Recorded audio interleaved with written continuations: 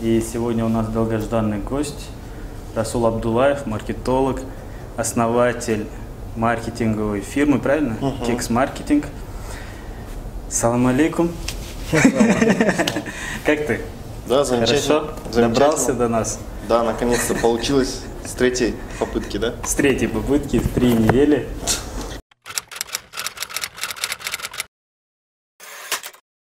Что для тебя маркетинг? Это совокупность различных видов искусств, науки, экономики для достижения определенных целей. Вот, это для меня маркетинг. Филипп Котлер сказал, и она, наверное, все объемлет, что это маркетинг, это действие, направленное на удовлетворение нужды клиента посредством обмена.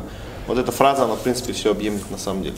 Что это действие, перед любым действием идет аналитика, очень много анализируешь, действуешь на основе чего? Удовлетворение нужды и потребностей клиента. Окей, ты понимаешь, да, что в чем разница нужда, потребность, потом понимаешь, кто такой твой клиент, там, посредством обмена, да, то есть клиент тебя выберет среди других конкурентов, должен проанализировать рынок, дать максимально интересное предложение для клиента, чтобы его захватить. И все зависит от твоих коммерческих целей определенных, либо социальных. И вот это и есть маркетинг на самом деле. Бизнес по-казахски. У тебя проект Кекс Маркетинг. У Армана продакшн. Карины, бьюти-студия, у Артура цветочная. Только у Аим, наверное, новый жених. Нет, почему, да. У него автомойка и детали. У него, но у Аим-то нет. И даже у Адины есть пекарня. И вот не, у Адины нет уже пекарни. Уже нету? Да. Скажи, вот, бизнес по-казахски. Как вы вот работаете? Как у вас все это проходит? Ты еще параллельно, твой кекс-маркетинг занимается несколькими проектами. Это происходит так, что приходит какая-то идея, находим инвестора, один человек организовывает бизнес-процесс, я организовываю маркетинговый процесс. Все так и работает всегда. Кто-то дает видение, с кого-то действие, все. Мне кажется, сейчас предприниматели начали понимать вообще именно ведение правильного бизнеса, как бы конкурентного, что надо создавать бренд. Раньше это только молодые люди, наверное, знаешь, поняли. Это старшее поколение нет. Агашки еще не поняли, да? Нет, вообще никак, короче. Никак до них. Мне кажется, надо просто подождать, чтобы они вымерли и все. Следующее поколение. Да, вот с ними нет смысла уже вообще возиться. У них вот это совковое мышление, его не вытащишь никак никуда, короче. Ну там кто основные бизнесмены, да? То есть мы видим, конечно, ты в Алмате живешь, думаешь, что там кофейни открываются, вот это все, но это на самом деле не все так. Посмотреть Forbes, кто самый возглавляет. У нас до сих пор все эти бизнесы, это все, ну как бы основные деньги, они в тендерах. И креативный сектор он на супер зачаточном уровне сейчас находится. Хорошо. Почему закрылся Юстади? Неправильный менеджмент был. Неправильный менеджмент, неправильных людей не на те места поставили. Вот так. Хотите заново ее запускать? Нет, вообще желания ноль. Место жалко просто. Классное место было. Место, да, интересное было, но сейчас там уже что-то другое сделали. Расскажи про спикерство, опыт спикерства. Вот я выступаю, потому что меня зовут, и это приносит деньги, и мне это нравится. Ну, как бы, и вроде бы людям нравится. Я, честно сказать, к спикерству не хочу, как бы, я всегда выступаю так, что я не какой-то самый крутой спикер, которому есть что-то очень многое сказать и так далее. Но раз люди зовут, да, то есть почему не пойти, как бы, у меня всегда такой момент. А мне нравится выступать, нравится общаться с людьми, я очень коммуникабельный человек, который постоянно общается с людьми и так далее. Вот. Это, знаете, как сказать, я никогда не боялся большой сцены, я никогда не боялся огромного скопления людей, я никогда не боялся открыть на большое количество людей, то есть, и у меня это еще всегда как-то, не знаю, возможно, раз зовут, хорошо получается, я думаю, потому что где-нибудь выступишь в одном месте, тебя еще в 3 новых приглашают. Там увидел человек? Да, у меня за год бывает по 30 выступлений где-то. И ты со всех берешь деньги? Нет, где коммерческие я беру, где студенты зовут, нет. Про молодежь, что скажешь? Именно New Generation, который сейчас вырастает от 2000-х годов и выше. Ну я на самом деле на них фокус ставлю, что за ними как бы я вот с ними работаю, короче, потому что мне с ними комфортнее работать, одно мышление. Короче, я лучше буду работать с людьми на 10 лет младше, чем с людьми, которые на 10 лет старше. Потому что, да, опыт и так далее, но я не чухаю это все. Мне кажется, Лучше фокус на молодых поставить, взращивать оттуда, и через 5 лет это даст тебе выхлоп, короче. Ну, как бы, потому что они понимают, что такое диджитал, понимают, как работают современные рынки, они мечтают гибким мышлением, без всяких вирусов в голове, условно. Ты выкладывал список книг от себя. Я там посмотрел именно, ну, художественную литературу. Ты там говорил «Чайка» по имени Джонатан Да, Ливингстон, «Чайка» по имени Джонатан.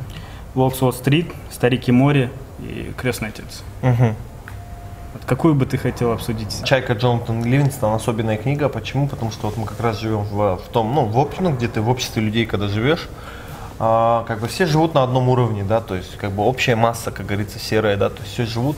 И один человек хочет достичь какого-то результата. Он начинает двигаться, изучает, читает книги, там, развивается духовно, интеллектуально, физически. И переходит такие уровни, что он уже как будто он на другой параллельной вселенную, да, пересекает скорость, время и так далее. И затем как бы вот это, как бы эта книга вот про это, как вот история, можно сказать, чайки, которая вот это все уровни полетов, она летала как все, потом ей это надоело, она начала брать новые планки, горизонты, как сказать, превзошла всех чаек в мастерстве полета и так далее, как жить, по сути дела. Потом вернулся и начал обучать других ребят, да. Эта книга, она отображает мое видение будущего, на самом деле. Я тоже так же хочу летать, также хочу какие-то горизонты пробивать каждый раз, достигать какого-то определенного высокого уровня и потом помочь другим также это сделать. В концовке книги есть такой момент, когда он обучает, у него какое-то окружение образовывается, и потом он улетает. Потом через какое-то время, когда поколение меняется, они уже забывают, опять же, про этот полет. И он легендой становится. И он становится какой-то легендой, который, ну, когда-то был. Да. И его все как божество. Как божество. Вот. Да, нет, но я так не хочу. Это уже он чуть-чуть, мне кажется, да, тот момент он уже такую сатиру переделал про других людей, да, как бы тоже аналогия такая, что да, там условно как там Ататюрк, да, там Назарбаев, наверное, также хочет, или его окружение хотят из него такого же человека сделать. Но нет, это не мой путь, мне вообще. Ленин, какая разница, Сталин. Какая разница, что о тебе люди будут думать, если ты умрешь вообще? Ну, как бы, да, важно, чтобы ты хорошее наследие после себя оставил, но это не является самой целью, да, то есть это, кажется, лишь побочный эффект, наверное. Вот такой побочный эффект и стал, как бы и в книге это же показывается. Да, ну имеется в виду, да, там, как бы, ну я понял, о чем ты, но у меня нет такой цели, чтобы, да, меня как-то превозносили еще что-то.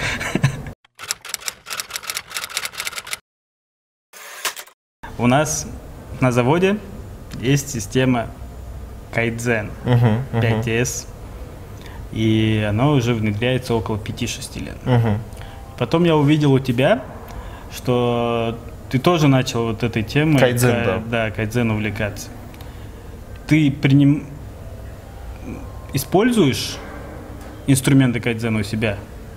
Ну, мы как слишком на минималках используем. Ну, как бы базовый принцип, постоянное улучшение, делать что-то лучше, да, Мы это потихоньку к этому идем. Там, Хоси Кондин внедрили, вот, ну, начали поработать, видение компании сформировали, там, миссию компании сформировали. На очень базовом, зачаточном уровне мы используем Кайдзен. Это даже ручка, где должна стоять? Ну, это вообще такого нету, еще пока такого нету. Очень супер базовый уровень. Вот. И она помогает? Как думаешь? Кайдзен, конечно, Кайдзен это вообще, мне кажется, знаете, в чем прикол? В Казахстане проблема какая есть? Очень много крутых специалистов, но подход их к работе, он плохой. Ну, то есть не на мировом уровне. И из-за этого, как бы, у нас экономика слабо растет, и компании медленно развиваются.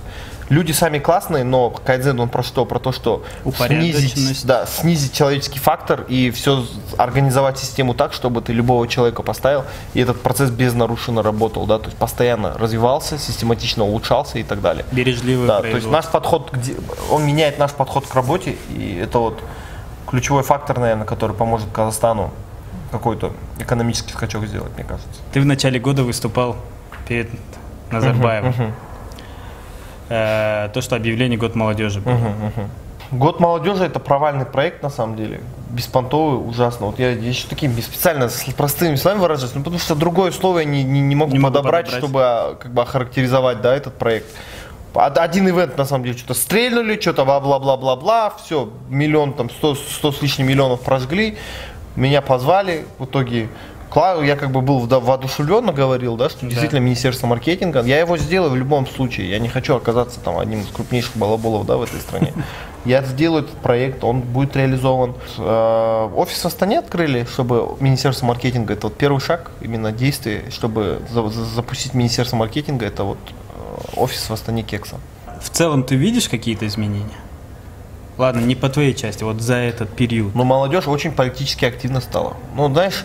Но это же не из-за того, что год молодежи. Не, конечно, не год молодежи. Но все равно я говорю, ну, как бы, нету изменений. Мне кажется, провальный проект, ничего не было сделано толком для молодежи. Если что-то было сделано, это такие вспышки, которые не систематичны и для галочки. Просто хайп ради хайпа, короче. Министерство общественного развития, да, которое ответственно за это мероприятие, его расформировали. Который министр этого, и всю там один человек стал замаким Павлодара, один человек стал помощником президента, команду полностью расформировали. Раскидали по частям, и что? Как вообще происходил процесс приглашений? Почему выбрали тебя? Ну, мне позвонил, там был какой-то шорт-лист, сказали, хотели бы вы, я сказал да, нас пригласили человек, там 20-30 было. Была какая-то цензура из твоей речи? Конечно была, ты что там цензура? Мы вот так сели, нас 30 человек позвали, 30 человек, из этих 30 человек смотрели, кто как выступает. Им понравилось, как я выступаю, сказали, даже первым тебя поставили меня первым. Я написал свой текст, и на протяжении где-то 2 недель каждый день был новый текст. Волновался на встрече? Да нет, если честно, если бы мне вот так позвали бы, на следующий день выступаешь, я бы выступил, я бы лучше бы выступил. Но то, что тебе 2 недели мозг вот прям выносили, вот прям вот так плотно тебе выносят там мозг, там тебе лечат, еще текст там делают. Мне вначале там как бы аса курметі Нұрсұлтан Абишұлы қадірлі жиналған қауым деп там, да, там было там сізге көп рахмет, это, ну как бы реально я не хотел прям там вот эту долгую продолжительную благодарность говорить, типа вы там продолжите вашу эстафету великих свершений, это мне все написали, я не хотел это говорить, если честно. Просто если бы я это не сказал бы, меня бы не допустили бы, понимаешь, а уже я в Астану прилетел, уже много сделал, надо было уже делать уже, понимаешь, и как бы хотел, мне на самом деле мечта с детства была перед 01 выступить, я всегда хотел это сделать. Но ты успел. Да, я успел еще, видишь. И ты понимаешь, да, о чем я тебе говорю? В начале вот это был вставленный текст, я его не хотел говорить. А дальше уже мне сказали, ты не уважаешь систему, надо это говорить, и я сказал. Дальше уже твоя была? Дальше все мое было. Ну и то подменено, изменено, корректировано и так далее. Селф-брендинг. Селф-брендинг и так далее, да. Ты занимаешься этим? Я, ну как тебе сказать, я не занимаюсь этим вот прям направленно контент, план, это как для других своих клиентов это делаю, для себя я это не делаю. Я просто пишу, делаю то, что как бы мне по кайфу, все. И я в рамках того, чтобы у меня нет такого, что я хочу выстроить свой личный бренд как-то. Я делаю то, что сходится с моими принципами и ценностями, и на потоке, и все. У тебя, ну, как бы активность в социальных сетях, это Инстаграм, Телеграм, маркетинг, шмаркетинг. Да. И я в Фейсбуке, я не знаю. Ну, в Фейсбуке тоже, да. Это дублирование или просто отдельные посты там пишешь? Дублирование то самое. Ага. В Ютубе ты везде есть. Угу. По всех каналах практически ты есть. Там у Лжаса вообще там 5 или 6 видео я насчитал где-то там. Когда у тебя будет свой канал? На Ютубе? Да. Ты не думаешь насчет этого? Я думаю, я даже придумал название «Прямой путь». Видеоканал какой-то, где я буду рассказывать о жизни, просто делиться своими мыслями, короче, открытиями, мыслями, знакомить с людьми какими-то. И посмотреть через какое-то время, как ты развился, изменился, да? Да. На самом деле Инстаграм я для этого веду, как бы вообще полистать, да, я же так и делаю это на самом деле. Вот если бы я хотел бы стать, типа, Инстаграм использовать как крутую, для меня это просто инструмент, честно сказать. Я часто думаю, может, не сидеть в инсте, но я потом понимаю, сколько я вещей теряю. А зачем мне это нужно, да, то есть и YouTube и так далее. Мне нету интереса быть популярным, набирать охват какой-то определенный. На самом деле у меня нет такого интереса. Я могу жить без этого. Конечно, ты когда в раш входишь, это начинает тебе нравиться. Но нет, пока я очень много над этим думаю, и я не хочу терять фокуса своих целей, потому что мало ли, у меня такой момент, может это поможет мне, либо наоборот усугубит, да, как-то мою ситуацию. Ну, не усугубит, а ухудшит Надо ли это делать или нет? Вот в чем вопрос стоит. Если делать буду, то я буду это делать конкретно, да, то есть, а если пока не интересно, короче. Я вот сейчас думаю над созданием нового медиа. Хочу назвать его, может, Луч. Что-то как-то так. Салим Social Media. Как твое отношение? Я там работал 3 или 4 месяца, когда он только появился, в самом начале. Да, я был второй, третий сотрудник. Ну, я первый сотрудник, один из первых сотрудников, первый волн сотрудников был. Вот из-за кого все, да? Да. Команду маркетинга там ставил, департамент по маркетингу ставил. На самом деле было интересно, прикольно, работали, достигали каких-то результатов.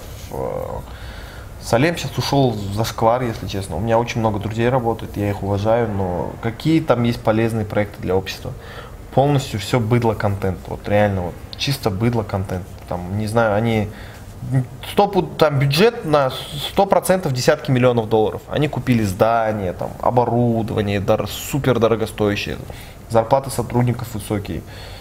Ну блин, вы если такое бюджетирование есть, сделайте нормальные вещи, нормальные. Вот я сейчас уже когда вот этот весь хайп прошел, у меня работают мои друзья, которых я люблю, да, там уважаю. Ну блин, зашквар, полный зашквар. Почему они купили каналы многих блогеров? Ну им же аудитория нужна, им же нужно галочки. Штат Невада. Им же галочки, им же нужно контент, им же нужно аудиторию набирать, быстро KPI добирать. У тебя есть бабки, ты скупаешь, все просто. Сейчас там Биржан опять ведет какую-то рубрику. Ну Биржан тоже, мне честно, мне не нравится контент, который там делает Биржан, он супер аморальный. Ну там, темы говорит на темы, которые раньше не говорили. Но это такие слишком хайповые темы, которые, идут наперекос с моими принципами, на самом деле, да, то есть Салем Парк, вот этот зашквар, вот это лого везде ставить, особенно вот этот выпуск, они пацанские истории выпустили. Да, я видел, черно-белые, да, вообще дичь, там бухают обратно пацанские районские темы, это уже 2019 год уже, камон. Они показывают как 2000-м. Да, это вообще неправильно все. 90-е. Я вот, кстати, вообще редко что-то хейчу вообще где-либо, но это я готов, это ужасно, честно, ужасно, отвратительно. А что это им дает? Хотя там играет Ильяс, мой хороший братан-друг, Эльтерес, мой хороший друг, Шако хороший друг, но я не понял, почему они вот это все делают. Не, я бы, наверное, когда на их роли, я бы тоже принял участие. Когда тебе преподносят проект, он выйдет круто. Когда на результате там, сейчас можешь, ладно, нельзя судить только первой серии, да? Но вот этот опять районские пацаны бухают, там еще они сосут, засосались, типа как их вот гомосейками выставили. Такой сценарий, вот знаешь, типичный нас, ничего нового нету. Конечно, да, вот это базара нет, как бы твой внутренний мир пацанский затрагивается как-то, но... Ну, видишь, эта тема залетает, это со времен, наверное, рэкетира, когда да, хочешь уже, вообще уже заедлая тема, ни в тему, ни креативно, ни интересно, вот, никак просто. Что для тебя понятие креативности? Что развивает креативность? Сейчас же это такое модное слово, ой, так креативно сделали, ой, там что-то сделали. Не, что такое креатив? Я этот вопрос постоянно изучаю. Вот был на Каннском фестивале, это фестиваль креатива, рекламы, маркетинга, где вот самые светлые умы в этой сфере со всего мира собираются в Каннах, во Франции, для обсуждения различных вопросов, делятся своими кейсами, которые они делали, там и $1000 бюджетом, да, и то и десятки миллионов долларов тратили. Собираются представители всех крупных брендов мира, обсуждают, и каждый раз все задают вопрос, что такое креатив. Суть Каннского фестиваля это такое, что креатив не ради креатива, а чтобы была какая-то цель, преследование какой-то эффективности. В моем понимании, что такое креатив, это создание, решение, достижение какой-либо цели, да, с использованием минимальных ресурсов и получение максимальной эффективности, да, с максимально необычными методами. То есть вот. А что развивает креативность? Это прям креативность, путешествие, мне кажется, ключевой фактор. Видишь, мы выдаем то, что мы получаем, понимаешь? Конечно, это ключевой фактор для развития креативности. Ключевой фактор в любом случае. Как ты думаешь, какой жанр развивает креативность? Ну, как сказать, это же кругозор, ты же, у тебя начинается мышление по-другому, ты сможешь, знаешь, креатив, он же с ассоциативной памятью очень сильно связан.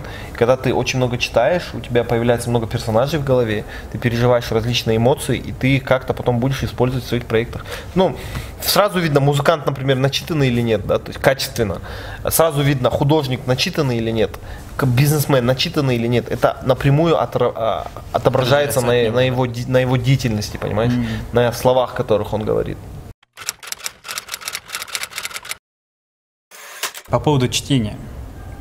Мы, когда были на Панфилов Гоголя, мы с тобой проводили самую первую встречу у нас на открытии. И ты говорил, что ты параллельно читаешь 3-4 книги. Там, у кровати одна книга, в туалете там другая, в сумке третья. Ты до сих пор так читаешь? Ну да, до сих пор так читаю. Вот у меня сейчас Kindle, на Kindle одна книга, Principles читаю сейчас, принципы Рэй Далио, там еще другая литература у меня есть. Я сейчас в основном исламскую литературу читаю, исламских ученых, вот. Что именно? Ну там многие книги, там, не знаю, насколько это просто, это ну ладно. Духовное развитие, короче. Хорошо. Ты уходишь больше туда? Не то, что уходишь, я всегда это делал. Нет, я не помню, ты не говорил такое. Нет, я не говорил, да, но я тогда не сильно интересовался. Сейчас уже как просто видишь, уже год я этим занимаюсь, и для этого как будто я всегда этим занимался. Как бы я с детства читал книги про... Я начинал вообще с изучения богов Египта, потом я прочитал полностью всю мифологию Греции. Ну как любой это мы ребенок. В детстве очень любили. Любой ребенок, да, любой ребенок. Особенно когда сериалы выходили, Зена, Геракл. Да, там Тутенштейн, я помню, был. Потом у меня были всякие сектантские направления, там Свидетели Иеговы, Откровения ангелов, хранителей, потом христианство, потом истории пророков, потом к исламу пришел, ислам начал изучать. Понял? Ну вот так и получилось. В сторис увидел у тебя книжку «Сапиенс». Да. Что ее перевели на казахский. Да. Очень опасная книга для перевода на казахский язык именно, вот прям очень опасная. Даже не знал, что она есть на казахском. Ты где это взял? Эта книга, она была в Казахско-немецком университете. В КНУ? Да, в КНУ. Там увидел логотип Рухани Жаңғыру. Да. Это что, официальный перевод? Да, официальный перевод на казахский язык. Ты не интересовался, кто переводил ее? Нет. И ты комментировал, что это опасный перевод. Ну да, это опасная книга. Опасная книга, опасная. Но она, знаешь, как она полностью уничтожает духовность, мне кажется, вот эта книга. Она отрицает это все, она отрицает всю метафизику, которая есть в мире. Полностью отрицает. Он говорит, он приводит логические доводы, что ну что вы, ребята, в Бога верите, все нормально, Вот был большой взрыв, получился большой взрыв, после большого взрыва появилась Земля, сформировалась Земля, потихоньку газы пошли, появилась атмосфера случайным образом, случайно появилась вода каким-то неземным образом появилась, случайным образом там появились бактерии, потом молекулы, там, случайным образом там аминокислоты, клетки, живой организм, потом случайным образом они вышли на сушу, потом появились обезьяны, потом обезьяны превратились, Вторая мировая война, и мы здесь это с тобой обсуждаем все случайным образом. И ничего, ты умер, ничего не будет, и вот как ничего не будет. Ну вот как до этого что с тобой было, вот ничего не, вот так и случилось. А люди Бога сами себе придумали из-за своих таких-то этих. И еще что вот это чувство дружбы, коллективизма, это все хрень полная, это избытки прошлого, потому что раньше тебе, чтобы убить мамонта, тебе нужно было с кем-то это делать, а сейчас ты уже можешь как индивидуалист сам по себе жить, у тебя все есть, ты можешь там заказать еду себе через там какое-то приложение, все. Иди нафиг, просто охотно сказать. Тут, блин, он меня разозлил, честно, этот автор. Homo Я всю книгу прочитал. Homo Deus я прослушал краткую версию 25-минутную на смарт-ридинге. Прослушал, Homo Deus уже, да, там он уже не затрагивает, он там делает анализ будущего. Не знаю, мне этот автор очень высокомерным кажется почему-то. А вообще, в целом, например, там даже научного особо нет. Да нету, это вообще научпоп, это такая хрень, знаешь, какая. Люди ее прочитают и себя потом умами всей вселенной считают, что они все не объяли с этим знанием, всю историю человечества, и они теперь все знают, знаешь. Оно вот это как вот 451 градус Фаренгейта, да, то есть там вот эта статка мне очень сильно понравилась, что люди пичкают себя фактами, а потом думают, что они что-то знают. Да, у нас есть как раз таки здесь, кажется, вот она вот это. Вот как это меня разозлило, боже мой, как она меня, вот эта книжка, она мне, еще ее, просто, ты понимаешь, они еще эту книгу на казахском языке дают. Казахский читатель, он в принципе мало читает книг, это факт. Вот, если взять масс-маркет, не говорю про это, он мало читает. И ты ему еще даешь книгу, когда у нас еще казахское население только начало как-то духовно развиваться сейчас, после там 70 лет атеизма, даешь вот такую книгу, и тут сразу тебе салам же полный, блин. Эту книгу можно читать, в ней очень много полезных вещей есть. Смотри, переводит Рухани Жангару. Вообще Рухани Жангару, Рухани, Рухпе, вот. Вообще, это меня убило, честно говорю. Это знаешь, как было? Так, какие сейчас топ-100 books in English? Окей, these books, окей, давайте он аударамыз, он бәрін жақсы болады. Я это вижу в Инстаграме. Понимаешь, эту книгу надо давать, когда у тебя уже население, ну, хоть чуть-чуть критическое мышление есть. Окрепло. Да, окрепло и критическое мышление есть, чтобы это для меня полезно, это нет. А ты вот эту сейчас дай школьникам вот эту книгу? А, это Библия. Я пошел, да. Так и буду сейчас. Блин, вот это в натуре беспонтовое стратегическое решение было. Просто я узнал про эту книгу, знаешь, когда вел беседу с Рашевым. Угу. Он ее прям советовал и прям предлагал. Он атеист, да?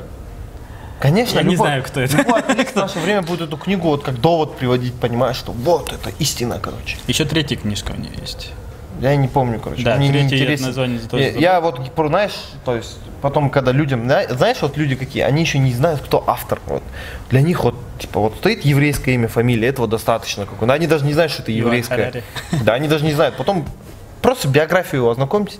Он, мне кажется, эту книгу написал из-за того, что он, ну, как сказать, очень много совершал каких-то вещей, которые шли против его принципов, ценностей каких-то. Но он, как минимум, знаешь, и вразрез с обществом шли, он тем более же в Израиле же живет.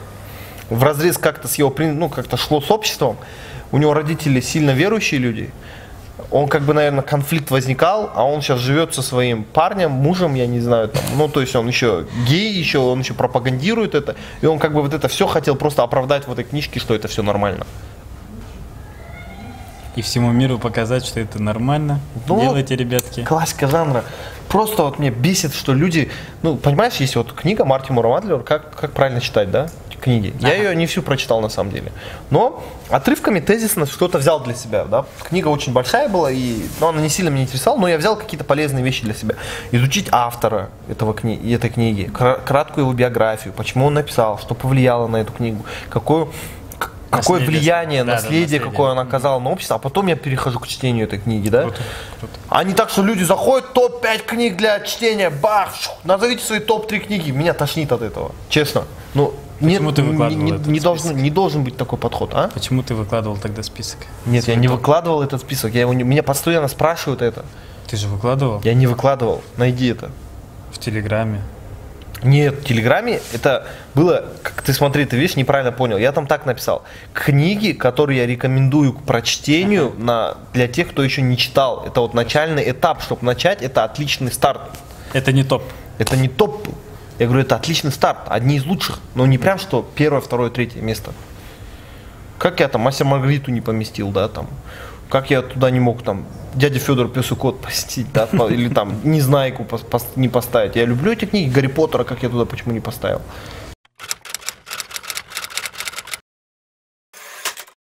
Ты же знаешь книжку 1984? Да. Орвелла? Да, знаю, я читал ее. Как тебе?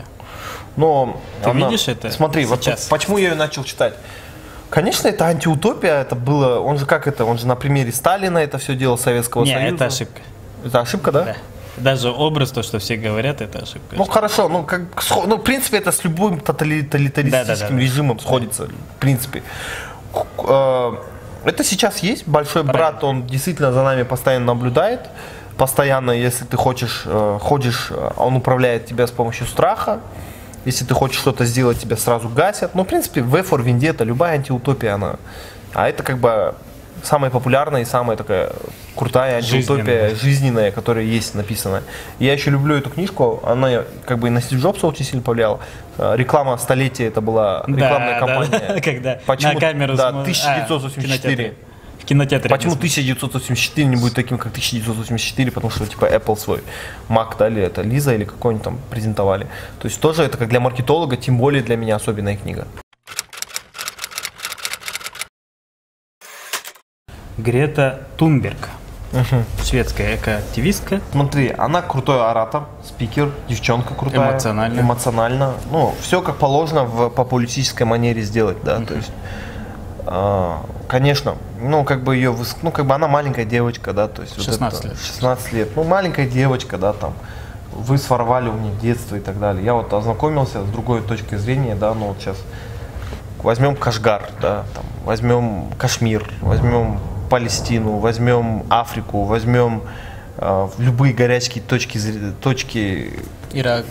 Там Сирия. Ирак, Сирия. Вот там действительно у детей украли детство, да? А не у этой девочки, я ее прочитал биографию ее родителей. Это вот, знаешь, как это проблема белых людей называется. Вот реально. Но White смотри, people problem. ты смотришь, мне кажется, как вот, когда, помнишь, была тема Мьон Лояндем, и все начали Айслуа Зимбаева обвинять в том, что у нее есть квартира, как бы. Нет, дом. я понял, я тебе не про это говорю. Давайте так скажу. Крутое, есть правда, но она too much, короче, понимаешь? Я вот сейчас ознакомлюсь с проблемой там, экологии и так далее, начинаю потихоньку про это книжки читать, так поверхностно тоже. Ну, углубленно еще просто не сильно интерес у меня есть к этому. Смотрю, есть в этом проблема. Да, уже там парижские эти заключаются всякие соглашения, потихоньку идет процесс. Ну что поделаешь с этим? Вот человечество так пришло к этому. Ну, И это не за один день. это, давайте я так скажу. Вот есть в Новом Хомске один из величайших, да, сейчас умов, которые ныне живущих. Он очень много трудов у него есть. Я купил у него книгу, да, то есть как Америка сейчас влияет на весь мир и так далее, способ манипулирования СМИ, 10 способов манипулирования СМИ, как с помощью СМИ манипулируют массой. Это один из способов на самом деле. Отвлечение внимания от более важных вещей. Мне так кажется. Ну да, проблема есть, но, ну блин, камон, прям там заявлять еще вот эти все активистки, которые, блин, вот. Которые голые бегают. Короче, ребят, есть более важные проблемы. Да, ну как бы они занимаются, эти люди, пусть занимаются, но меня беспокоит эта проблема. Я убираю, я не мусорю, я пытаюсь как-то там сработать джурем, короче, понимаешь? Но не так, что там вы украли мое детство там. Ну, может быть, надо было такие выступить, чтобы среагировать? Ну, среагировать. Нет, я тебе говорю же, Да. что мне без разницы, она молодец. То есть, 16 лет перед выпуском, how dare you, да, то есть, как она это сделала, как она сказала, подача, все великолепно. Просто, ну, это не по мне, короче, давайте я так скажу. Это мне не сильно, ну, как бы понравилось вначале, но часть, как бы, базара нет. Потом начал думать, рассуждать над этим, да. и такое, не все так, вау, как кажется. Но многие повелись на это. Да, конечно, поведутся по... Когда ты маркетолог, человеческое мнение для тебя становится им нечто таким очень легким и простым. Потому что если ты посмотришь, к сожалению, люди не читают, люди не развиваются, люди не желают своему ближнему добра. У них постоянно перекидывают ответственность своего неуспеха на кого-то. То есть никто не хочет что-то творить, что-то делать, созидать, улучшать. Пер шикур деп чахсу жүрет. Как у нас в стране. Конечно.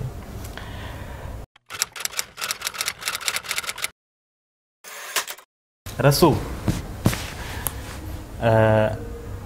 скажи свои, скажем так, напутствия, вот как молодой парень, как будущее Казахстана, для еще молодых и будущего Казахстана. Свои слова напутственные.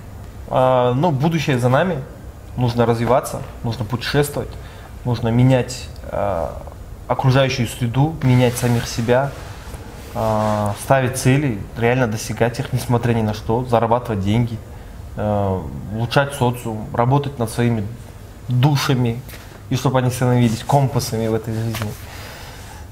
Слушать там разум, сердце, жонглировать между ними, не бояться идти на какие-то великие свершения, понять, что мы потомки великой нации. В этом фильме я рад, что фильм Тамирис вышел на самом деле. Как бы да, наши предки были варвары, но тем не менее пришло новая эпоха, новое время, когда мы вот этот наш воинственный весь дух, да, вот этот, который был, его направим в науку, в бизнес, в социальные какие-то проекты. И в наших руках сделать Казахстан вот, какой-то особенной страной на мировой арене. Вот, в принципе. Так что вот, все. 451 градус. Йоу-йоу-йоу.